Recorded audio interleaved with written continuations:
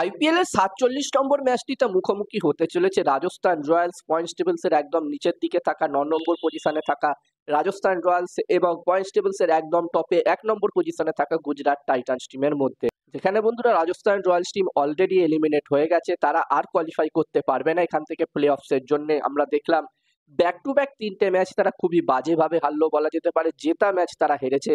প্রথমে তারা দিল্লি ক্যাপিটালস টিমের বিরুদ্ধে হারলো সুপার ওভারে, তারপরে আমরা দেখলাম এলএসজি টিমের লখনৌ সুপার জায়ান্টস টিমের বিরুদ্ধে ২ রানের ব্যবধানে একটি ম্যাচ হারলো এবং আগের ম্যাচটি আমরা দেখলাম আরসিবি টিমের বিরুদ্ধে ম্যাচটি হারলো তারা। ওই ম্যাচটিও কিন্তু একদমই জেতা ম্যাচ ছিল তাদের কাছে।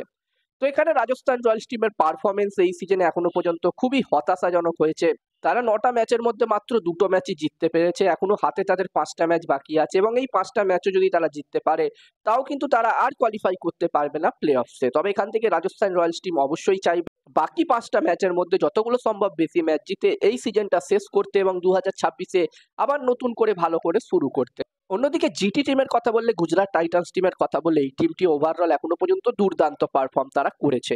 এই মুহূর্তে তারা পয়েন্টস টেবিলস এর ১ নম্বর পজিশনে অবশ্যই আছে। তবে বন্ধুরা এই মুহূর্তে আমি যখন এই ভিডিওটা বানাচ্ছি তখন আরসিবি এবং ডিসির মধ্যে একটি ম্যাচ লাইভ চলছে এবং এই ম্যাচটি যেই টিম জিতবে তারা পয়েন্টস টেবিলস এর ১ নম্বর পজিশনে চলে যাবে। তবে জিটি টিমের কাছে সুযোগ আছে এই ম্যাচটিতে রাজস্থান রয়্যালস টিমকে হারিয়ে আবার পয়েন্টস টেবিলস এর ১ নম্বর পজিশনে যাওয়ার। এবার দেখার বিষয় থাকবে কি হয়।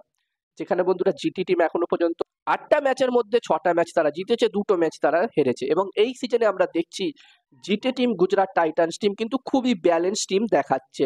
যেখানে আমার মতে মুম্বাই ইন্ডিয়ান্স টিমের পরে যদি কোনো টিম সবথেকে ব্যালেন্স সবথেকে শক্তিশালী টিম হয়ে থাকে সেটা হচ্ছে গুজরাট টাইটান্স টিম। আর এখানে তোমাদের কি মতামত তোমরাও কমেন্টে জানাতে পারো। যেখানে এই ম্যাচটি হতে চলেছে জয়পুরে, রাজস্থানের হোম গ্রাউন্ডে এই ম্যাচটি হতে চলেছে এবং জয়পুরের সাওয়াই মানসিং স্টেডিয়ামে প্রথম ইনিংসে একটি ভালো টোটালের কথা বললে, যেখানে এই সিজনে এখনো পর্যন্ত অল্প কিছু ম্যাচই হয়েছে জয়পুরে এবং আমরা দেখেছি এখানকার pitch batting friendly pitch.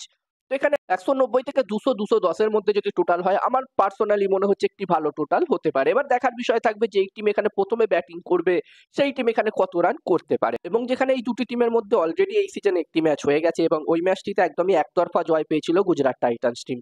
GT team প্রথমে ব্যাটিং করে ২১৭ রান করেছিল এবং রাজস্থান রয়্যালস টিম এই রানটি চেস করতে এসে ১৫৯ রান করেছিল এবং ম্যাচটি ৫৮ রানের বড় ব্যবধানে জিতেছিল গুজরাট টাইটান্স টিম। এই ম্যাচটির জন্য আমি আমার প্রেডিকশন যদি তোমাদের সকলের সাথে শেয়ার করি তো আমার যতদূর মনে হচ্ছে এই ম্যাচটিতে আমার প্রেডিকশন রইল টসও জিতবে জিটি, ম্যাচটিও জিতবে জিটি।